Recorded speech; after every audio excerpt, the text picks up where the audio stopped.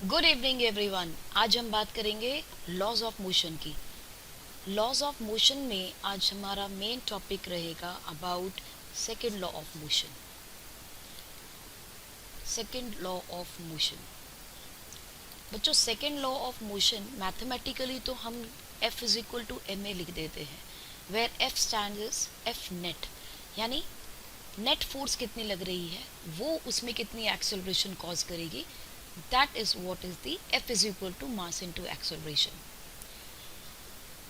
अगर हम इसका डिफरेंशियल इक्वेशन देखें तो डिफरेंशियल इक्वेशन क्या है आपके पास, F is equal to m d u by d t plus u d m by d t. So इस इक्वेशन को हमेशा दिमाग में रखिएगा। ये कैसे आई है आपको अच्छे से पता होना चाहिए कि इक्वेशन कहाँ से आई है। देखिए, अगर हम डेफिनेशन ऑफ सेकेंड लॉ देखते हैं तो it is given as change in momentum upon change in time, right. और ये क्या है, एवरेज चेंज है। लेकिन अगर आप इंस्टेंटेनियस देखोगे तो आप क्या लिखोगे, d p by d T.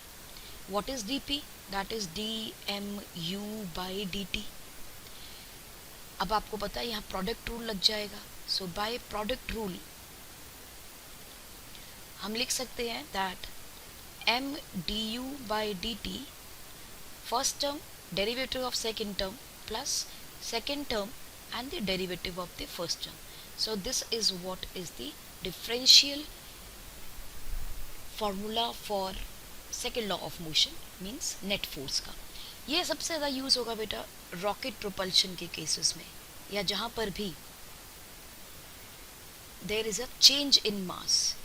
आप जो हम डेफिनेशन करते हैं F is equal to m into a, ये तब यूज़ होती है जब आपके पास मास कांस्टेंट होता है। अगर मास कांस्टेंट है तो यहाँ देखिए, if mass is constant derivative of a constant is zero, तो ये पूरी की पूरी टर्म जीरो हो जाएगी and again you will get mass into acceleration. आज हम जो बात करेंगे वो बात करेंगे इसमें एप्लीकेशंस की, कहाँ कहाँ और किस तरीके से हम इसके क्वेश्चंस हमें मिलेंगे, किस तरह के न्यूमेरिकल्स होंगे, उसके बारे में बात करेंगे। सो एप्लीकेशंस ऑफ सेकेंड लॉ क्या है, जिसमें सबसे पहला एप्लीकेशन हम लेंगे pulley and string system. Pulley and string system. अब इसमें मैंने वर्ड यूज़ किया है सिस्टम। सिस्टम का मतलब क्या है, एक आइसोलेटेड सिस्टम की बात कर रहे हैं, एक ऐसा सिस्टम जहाँ कोई एक्सटर्नल फोर्स अप्लाई नहीं हो रही है। There is no external force applied on this system. जब सिस्टम में कोई एक्सटर्नल फोर्स नहीं है तो सिस्टम बाकी सब जगहों से आइसोलेट हो जाता है, जिसमें सबसे पहला सिस्टम हम देखेंगे पुली एंड स्ट्रिंग, जहां हम इन दोनों पुली को भी और स्ट्रिंग को भी मासलेस एंड इनएक्सटेंसिबल मान के चलेंगे। ना तो उसकी लेंथ में कोई चेंज होगा और ना ही उसका कोई बहुत मास होगा जो हमारे सिस्टम को अफेक्ट कर पाए।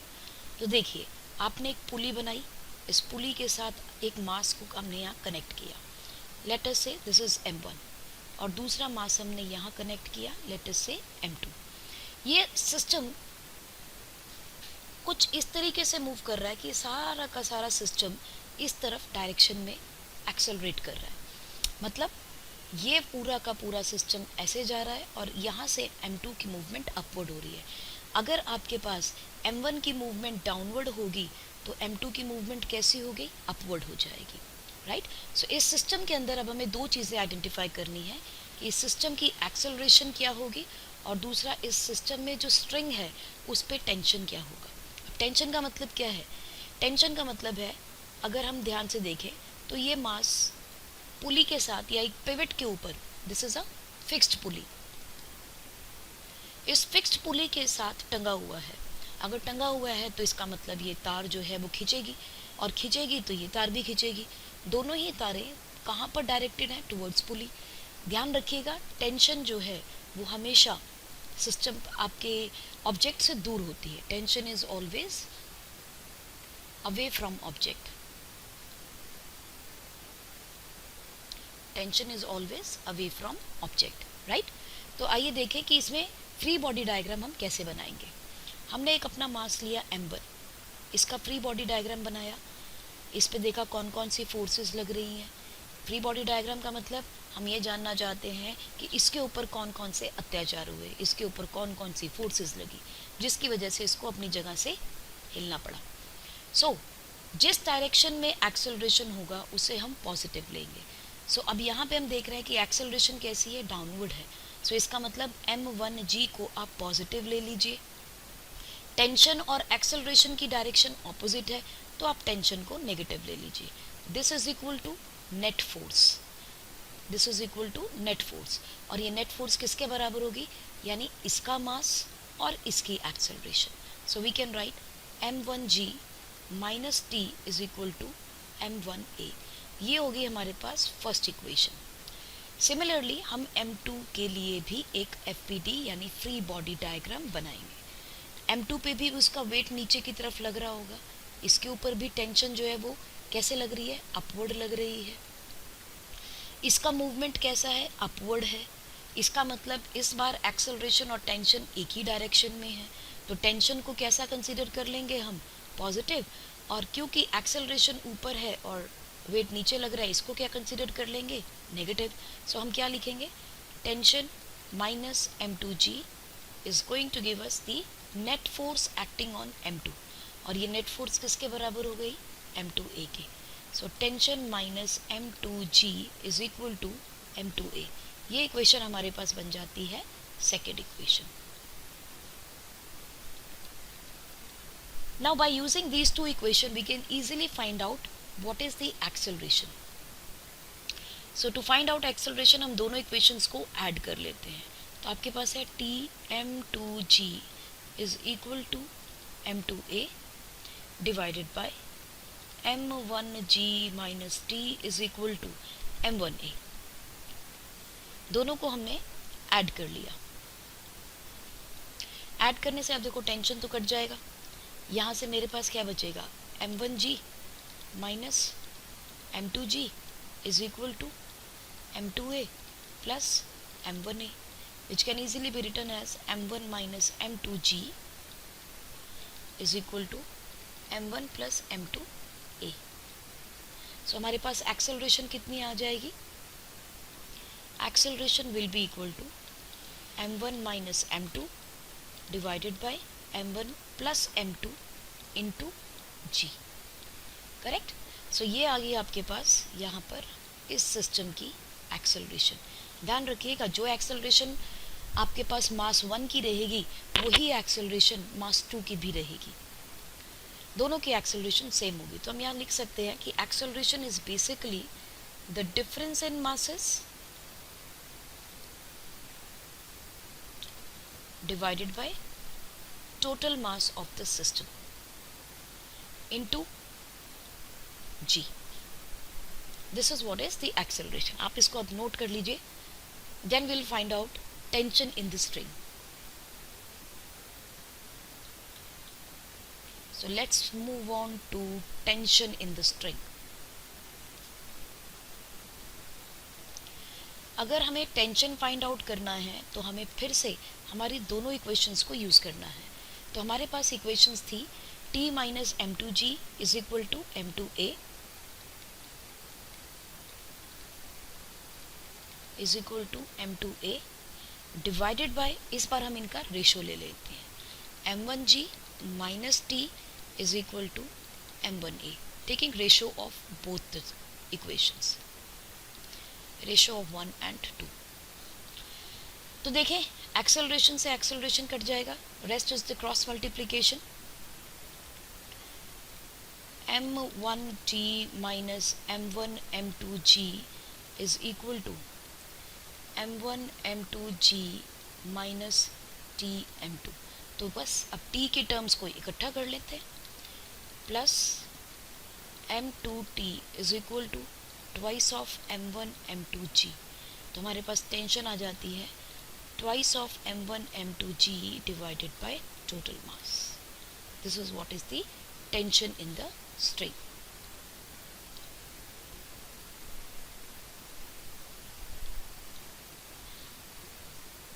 आइए जरा इसका एक क्वेश्चन करते हैं।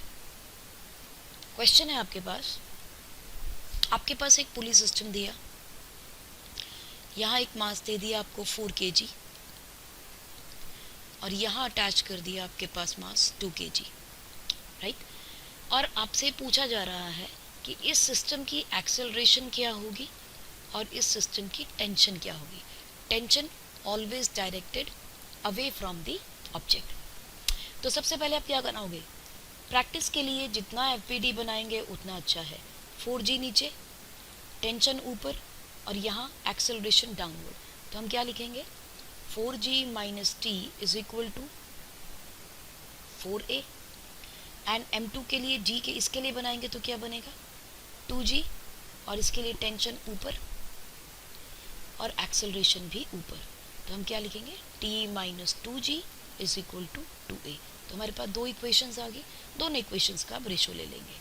सो let's take a ratio, 4g minus t is equal to 4a divided by t minus 2g upon 2a। सो ये दोनों एक दूसरे से कैंसिल, इसको भी करेंगे तो 2 आ जाएगा। जस्ट क्रॉस मल्टीप्लाई,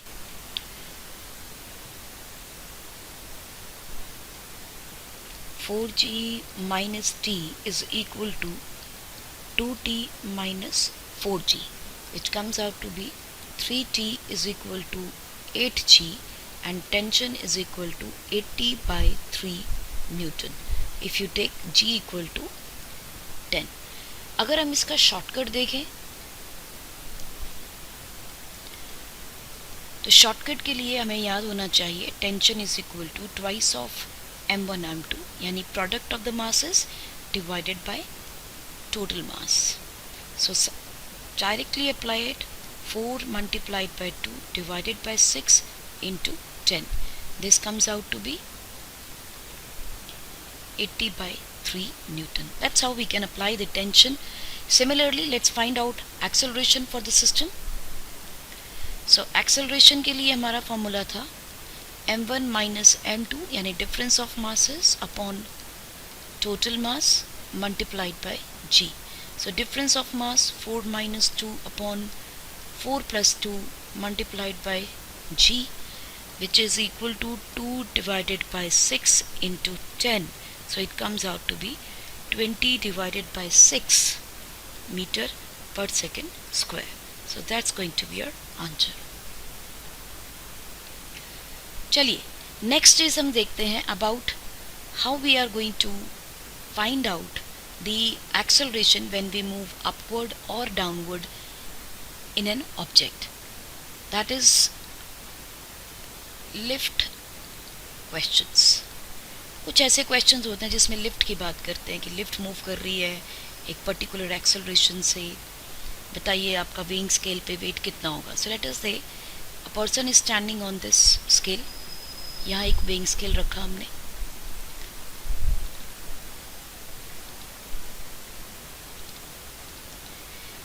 और ये मास mg नीचे, जहाँ पर भी कांटेक्ट आ जाता है you have a contact force which is called as normal reaction. Normal reaction हमेशा perpendicular to the contact surface होगा। ध्यान से सुनिए, कांटेक्ट सरफेस के साथ हमेशा परपेंडिकुलर होगा। सो अगर ये एक्सेलरेशन लिफ्ट रुकी हुई है, lift is not moving, so lift का एक्सेलरेशन 0 है at this time, what is this normal reaction is equal to, this is equal to mg। सो जो भी वेट एक्चुअल होगा वही रिकॉर्ड हो जाएगा।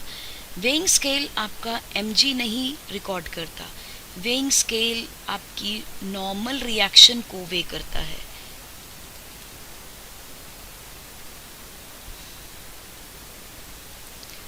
और इसीलिए जब लिफ्ट अपवर्ड या डाउनवर्ड मूव करेगी तो आपकी जो नॉर्मल रिएक्शन है उसकी वैल्यू चेंज हो जाएगी। So let us find out, ये है when lift is stationery,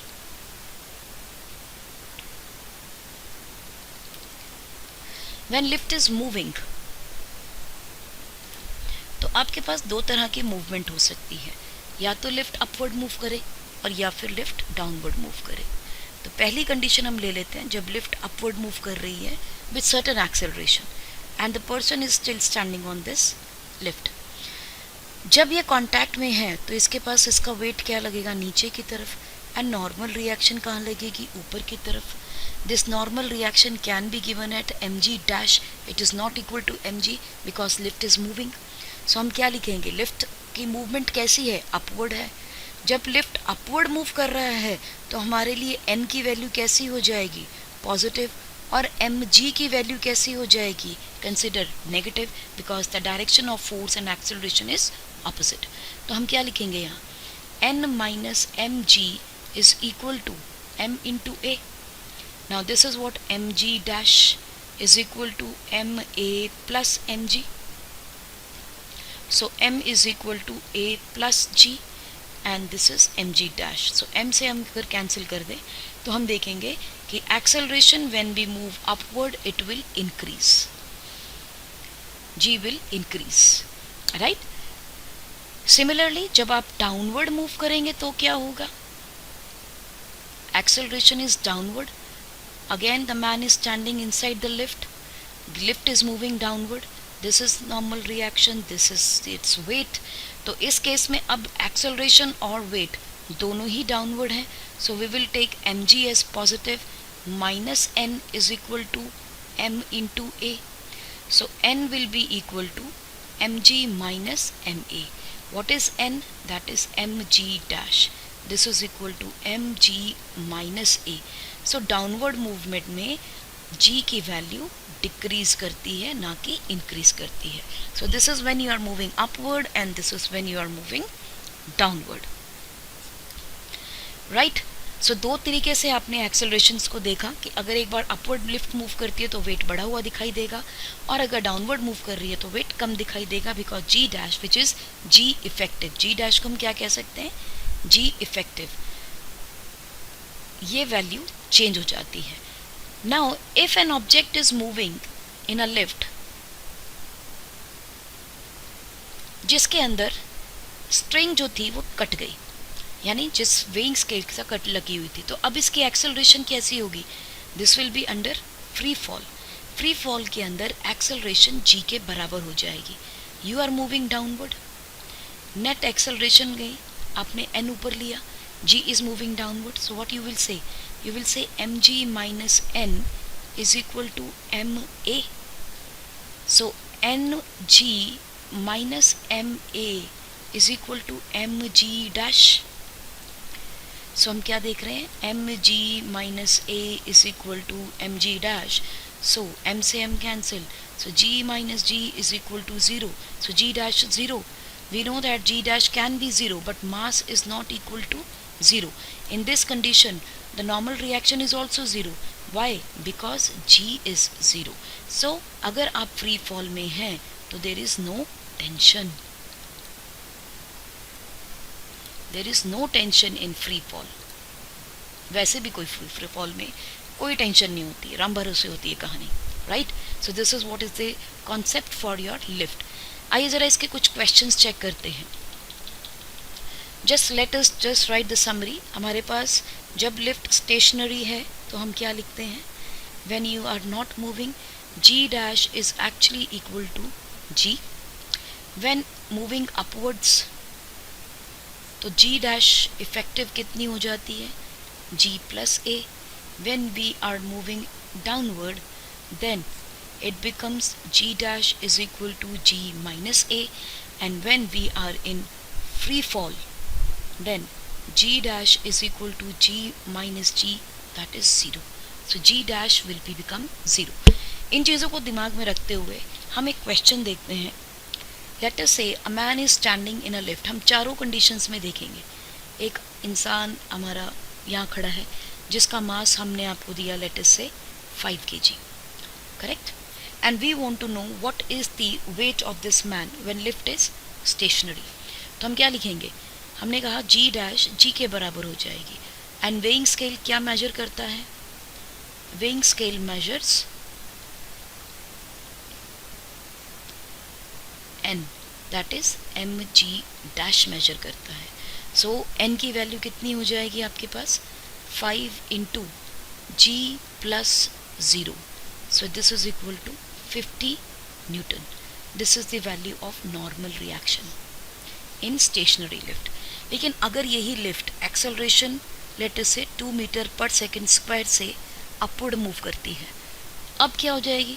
so ji dash effective will become 10 + 2, so it is 12 meter per second square, and the normal reaction, which is mg dash, will be 5 into 12, that is 60 Newton.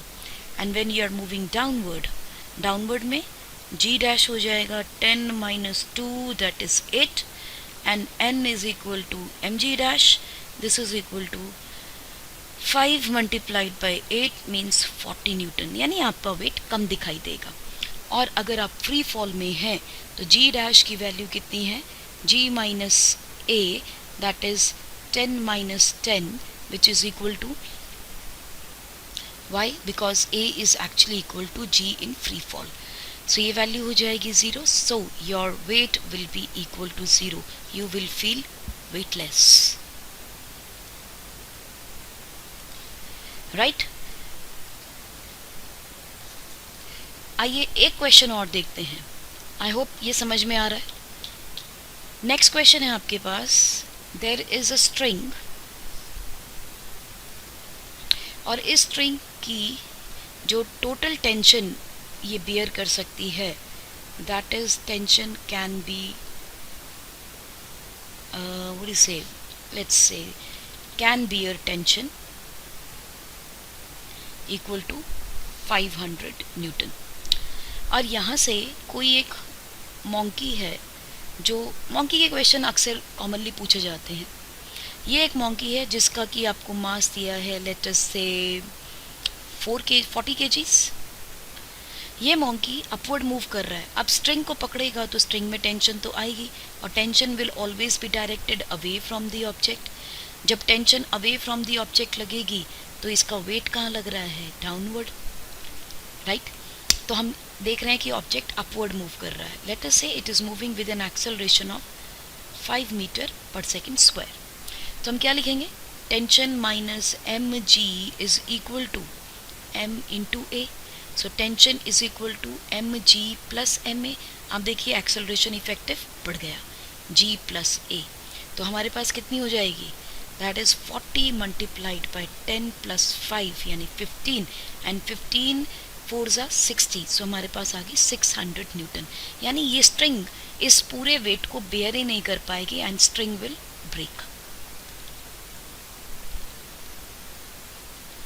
Correct? अगर यही acceleration के साथ monkey downward आ रहा हो 5 metre per second square के साथ, तो आपको पता है इफेक्टिव जी की वैल्यू क्या हो जाएगी? G minus a, that is 10 - 5। So effective g is 5 metre per second square. So what will be the tension in the string? That will be equal to mg dash 40 multiplied by 5, that is 200 Newton. कोई परेशानी नहीं, it will keep on moving without breaking the string. Right? So यहाँ आज इसको देंगे हम विराम tension के टॉपिक को। नेक्स्ट टॉपिक हम बात करेंगे अबाउट सम कंस्ट्रेंट पुलिस, जिसके ऊपर काफ़ी सारे क्वेश्चंस आपको कंपटीशन में पूछे जाते हैं।